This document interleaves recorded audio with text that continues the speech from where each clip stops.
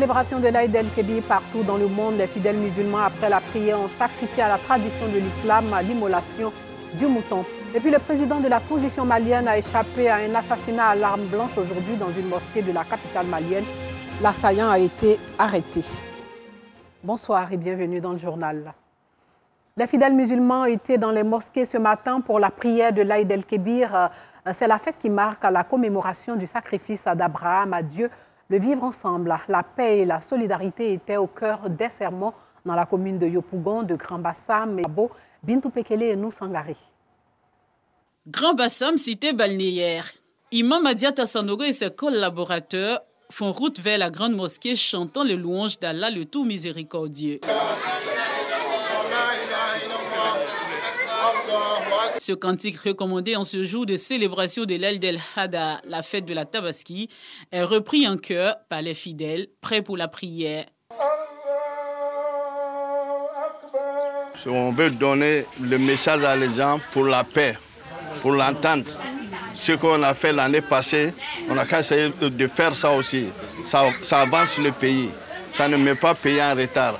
S'il n'y a pas l'entente, tout ce qu'on va faire là, ça ne marchera pas.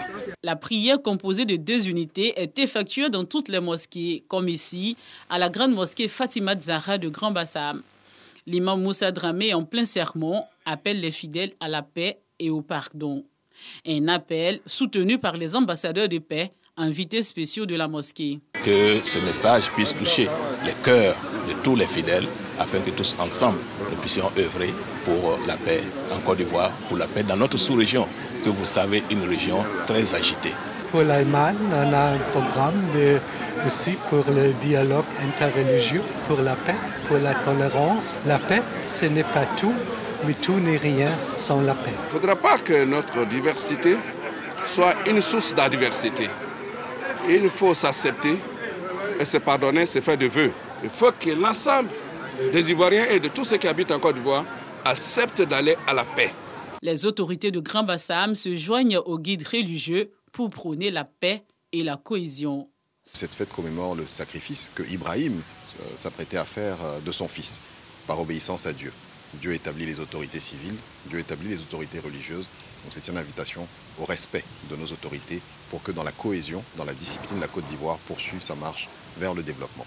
Après la prière et le sermon, les imams procèdent à l'immolation du mouton pour le sacrifice d'Abraham, le fondement de la fête de la...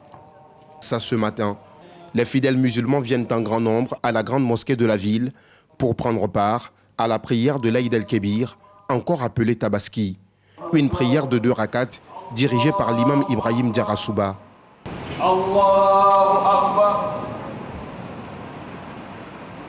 Plusieurs personnalités dont le ministre de la Santé, de l'Hygiène publique et de la couverture maladie universelle ont assisté à cette prière. Le vivre ensemble que nous avons toujours manifesté au sein de notre population, aussi bien à Agboville qu'un peu partout, a permis à ce pays de s'en sortir malgré les crises que nous avons connues.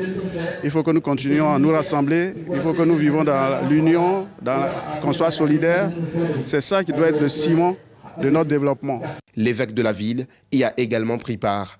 Un symbole de cohésion sociale et d'entente entre les différentes communautés d'Agboville. Nous formons une seule famille, c'est la famille ivoirienne. Chrétiens, musulmans, bossonistes, par-delà nos diversités religieuses, nous formons une seule et même famille.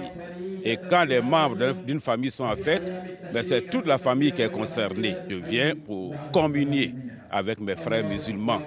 Un peu plus loin, à 25 km d'Agboville, les habitants du village d'Ano ont également pris part à la prière de l'Aïd. Le message de l'imam, celui de la fraternité et de l'amour du prochain, a été bien entendu par les fidèles. Tant qu'il n'y a pas de cohésion, il n'y a pas de pays, il n'y a pas de village et il n'y a pas de vie. Et je demande à chaque Ivoirien, dans chaque campement, dans chaque village, qu'il puisse s'attraper les mains dans la main pour qu'on puisse vivre en paix. La Tabaski, fêtée 2 mois et 10 jours après le Ramadan, rappelle la soumission totale du prophète Ibrahim à Dieu. C'est l'une des fêtes les plus importantes pour la communauté musulmane. Fête marquant la commémoration du sacrifice d'Abraham à Dieu. La Tabaski est aussi un jour de recueillement. À Yopougon, Les fidèles ont effectué nombreux déplacements dans les différents lieux de prière. À cette occasion, le premier adjoint au maire de la commune de Yopougon était aux côtés des fidèles musulmans du Banco 2 pour sacrifier à la tradition des 2 unités de prière. C'est une journée de prière aujourd'hui. Que Dieu fasse que les prières qui vont être dites par les différents imams, qui vont être dites dans les différents lieux de prière, puissent être bénéfiques à l'État de Côte d'Ivoire et surtout aussi qu'on puisse en profiter. Donc, nous sommes venus donc marquer toute la solidarité, toute la considération du ministre d'État à l'endroit de la communauté musulmane de Yopougon. Moment de prière, la Tabaski est aussi un moment de partage et de solidarité. Le ministre de l'Enseignement supérieur et de la Recherche scientifique, Adama Diawara, était à la grande mosquée de Yopougon-Toit-Rouge. Amour, paix, vivre ensemble des mots du ministre à l'endroit de la communauté musulmane. Au-delà de l'acte d'adoration qui constitue la Tabaski, il s'agit d'un moment de partage, d'union, de fraternité, de vivre ensemble et de cohésion sociale.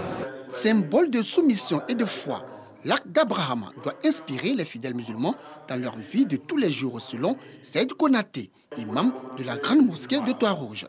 Son récit résume toutes les valeurs qui sont de nature, n'est-ce pas, à assainir notre rapport avec Dieu et à assainir notre rapport avec nos semblables. Non seulement lui, alors il a accepté, n'est-ce pas, de traverser les épreuves que Dieu lui avait imposées avec foi, avec croyance, avec soumission, avec abnégation. La Tabaski, ou la fête du mouton, est célébrée au 10e jour de Dhul Hijjah, dernier mois du calendrier musulman. Après la mosquée vient l'étape de l'immolation du mouton dans les familles, un moment de partage et de convivialité autour de différents mets qui réjouissent les palais. Découvrons l'ambiance en famille ce jour de la Tabaski avec Bintou Pekele. De retour à la maison après la prière, la famille Ouattara à Grand Bassam s'active pour une fête de Tabaski réussie. Les femmes sont occupées à la cuisine pendant que les hommes procèdent à l'immolation des bêtes. 5 moutons sont prévus. Je suis avec mes grands frères, on vit ensemble, donc chacun a déboulé pour payer au moins 2 moutons. Donc le jour de Tabaski, on fait l'immolation. Il y a des parties qui restent à la maison et puis l'autre, on partage au voisinage. Tout le monde reste en famille et puis on fait en famille juste pour partager tout. À des dizaines de kilomètres de là, dans la commune d'Anyama, Ibrahim Diakité, député de la localité, fait le tour des points d'immolation de ces bêtes. On a tué 2 chameaux, et puis 2 moutons, et puis un bœuf. C'est la fête hier. Nous, on est nombreux. Je suis député pour la nation. Il y a des activités pour manger, il faut qu'on tue beaucoup. À la cuisine depuis 4 h du matin, les sœurs Diakité servent le déjeuner de chameau. Clé. Comme le chameau n'est pas encore prêt, donc c'est bœuf qui est dedans. Pour le soir, on met viande de chameau dedans, si Dieu le veut.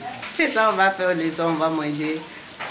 On va faire des bénédictions pour nos papas. Enfants, petits-enfants se délectent des mets chauds. Un acte qui renforce la fraternité et l'amour au sein de la famille. Cette année, la fête de l'Aïd el-Kébir est un soulagement pour les musulmans du fait de la maladie à coronavirus. Il y a des gens, malheureusement, l'année passée, n'ont pas eu l'occasion de fêter. Aujourd'hui, une bonne joie en famille et vraiment, c'est un honneur.